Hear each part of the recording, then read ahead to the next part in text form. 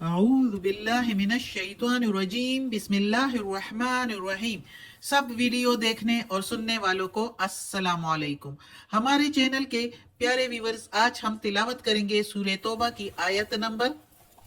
82 اور 83، یعنی کہ آیت نمبر 82 اینڈ 83 انشاءاللہ تلاوت کریں گے ترجمہ کے ساتھ اور تفسیر کے ساتھ۔ تو چلے شروع کرتے ہیں آج کا سبق،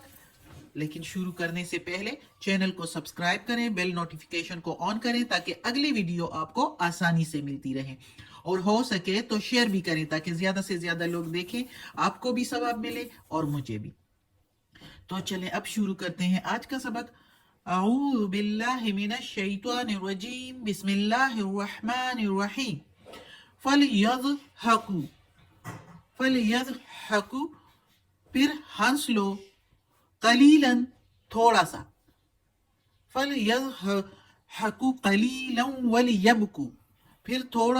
پھر ہنس لو تھوڑا سا اور رو، کثیرا بہت سارا، جزاء بما کانوا بدلہ ہے اس کا جو کانو کرتے تھے، یکسبون کمانا جو تم کماتے تھے، یعنی جو کام تم کیا کرتے تھے اس کی سزا۔ اب اس آیت میں اللہ تعالیٰ کہتا ہے، یہ پچھلے منافقین کی ہی بات چلی آ رہی ہے کہ منافقین جو حرکتیں کرتے تھے، اور غزوہ تبوک کے معاملے میں کے موقع پر جو اسپیشلی انہوں نے حرکات کی، جو کہ کھلا انہوں نے جو ہے اپنی دشمنی کا اور اپنی منافقت کا اظہار کیا، تو اس میں پتہ چلا صاف طور پر، تو اس کے بارے میں اللہ تعالیٰ پھر منافقین کے لیے، جس طرح انہوں نے یہ بھی کہا کہ گرمی میں نہ تم نکلو گرمی میں، لا تنفروا فی الحر، تو اللہ تعالیٰ نے کہا کہ تم اس گرمی سے بچنا چاہتے ہو تو دوزخ کی آگ سے پھر کیسے بچو گے؟ اگر تم عقل رکھتے ہو، سمجھ رکھتے ہو، تو دوزخ کی آگ گرم ہے یا یہ گرمیوں کی گرمی؟ تو اب ادھر پھر اللہ تعالیٰ مزید ان کو کہتا ہے، منافقین کے لیے اللہ تعالیٰ کہہ رہا ہے کہ رو لو، ہنس لو، خوشیاں منا لو تھوڑا سا، یعنی یہ دنیا کی زندگی چاہے کتنی ہی لمبی کیوں نہ ہو، لیکن یہ آخرت کے سامنے، آخرت کے مقابلے میں یہ کچھ بھی نہیں ہے، یہ ایک دو دن بھی نہیں ہے آخرت کے مقابلے میں۔ تو اس لیے اللہ تعالیٰ کہتا ہے کہ ہنس لو تھوڑا سا، یعنی خوشی منا لو، خوشی چند روز کی منا لو اپنے ان حرکتوں پر اور ہنس لو، پھر ان کرتوتوں کی سزا میں ہمیشہ کے لیے تم لوگوں کو رونا پڑے گا۔ جو تم یہ کرتوت کر رہے ہو، یہ کام، یہ عمل جو کر رہے ہو، مسلمانوں کے ساتھ خلش اور بغض رکھ رہے ہو اور دشمنی اندر اندر ہی غیظ و غصہ اپنا جو ہے ظاہر کر رہے ہو، تو یہ جو ہے اس کی سزا تمہیں بھگتنی پڑے گی اور ہمیشہ کے لیے رونا پڑے گا، کیونکہ آخرت میں پھر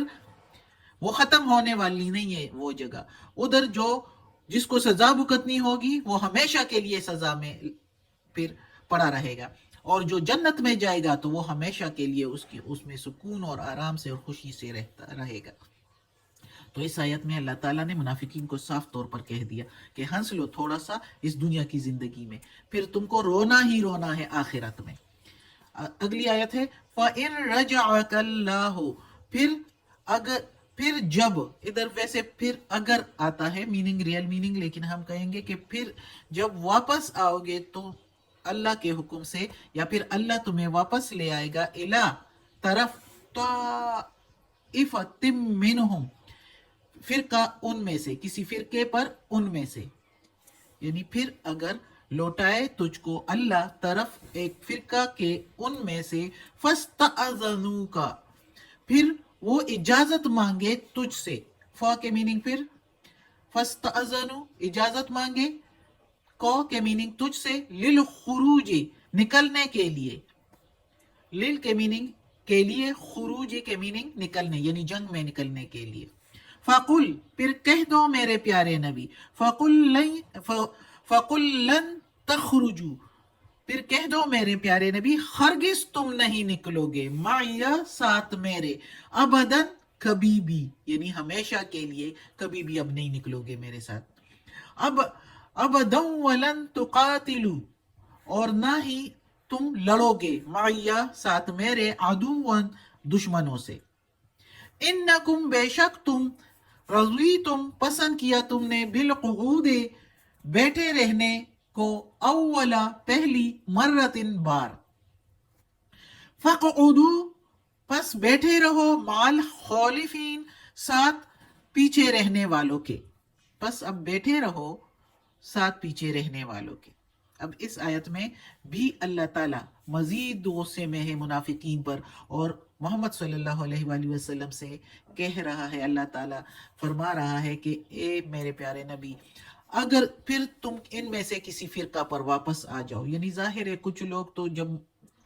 جب محمد صلی اللہ علیہ وآلہ وسلم اور صحابہ کرام جو ہے وہ غزوہ تبوک پر گئے تھے، تو درمیان میں کافی عرصہ گزر گیا تھا، مہینے گزر گئے تھے، جس میں جو ہے کچھ لوگ مر بھی گئے تھے۔ تو اس لیے اللہ تعالیٰ کہتا ہے کہ تم پھر واپس آؤ ان کی طرف، کسی فرقے پر، یعنی کسی جماعت پر، یعنی کچھ لوگ جو اس میں سے ادھر موجود ہے، اور پھر وہ تجھ سے اجازت مانگے کسی جنگ میں جانے کے لیے، اجازت مانگے تجھ سے، تو کہتے ہیں میرے پیارے نبی ہرگز اجازت نہ دینا ان کو اپنے ساتھ، کہ یہ لڑے تجھ سے، تیرے ساتھ دشمنوں سے، کبھی بھی ان کو اجازت نہ دینا، کہنا ان سے کہ اب کبھی بھی تم نہیں لڑو گے میرے ساتھ جا کر، پہلی بار جو تم نے پسند کیا پیچھے رہنے والوں کے ساتھ، تو اب ہمیشہ کے لیے یہی رہو، تم لوگوں کی ہمت، بہادری، شجاعت کا بانڈا پھوٹ چکا ہے، تمہارے دلوں کا حال پہلی مرتبہ کھل چکا ہے، تم کبھی بھی ہمارے ساتھ نکل نہیں سکتے، اور نہ ہی دشمنان اسلام کے مقابلہ میں بہادری دکھا سکتے ہو، لہٰذا اب تم کو تکلیف کرنے کی کوئی ضرورت نہیں، عورتوں، بچوں، معذوروں اور کمزور بوڑھوں کے ساتھ جو پیچھے رہنے والے ہیں وہ یہی لوگ ہیں، عورتیں، بچے، معذور لوگ اور بوڑھے لوگ، تو ان کے ساتھ تم لوگوں نے بیٹھنا پسند کیا ہے، تو اب انہی کے ساتھ بیٹھے رہو، اور پھر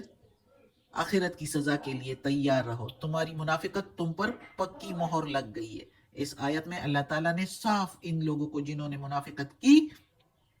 غزوہ تبوک کے موقع پر، ان کو صاف طور پر کہہ دیا گیا کہ اب ان کو موقع اور نہیں دیا جائے گا۔ صدق اللہ العظیم۔ آج کا سبق ختم ہوتا ہے، اللہ ہمیں توفیق دے اس قرآن مجید کا ترجمہ مکمل کرنے کی اور اس پر عمل کرنے کی توفیق دے۔ صدق اللہ العظیم۔ یا اللہ، یا پروردگار، یا رب العالمین، یا مالک یوم الدین، یا علی کل شیء قدیر، یا اللہ ہمیں، ہمارے والدین کو، ہماری اولاد کو، ہمارے گھر والوں کو، کل مومن مسلمانوں کو یا اللہ جنت فردوس میں جگہ عطا فرما،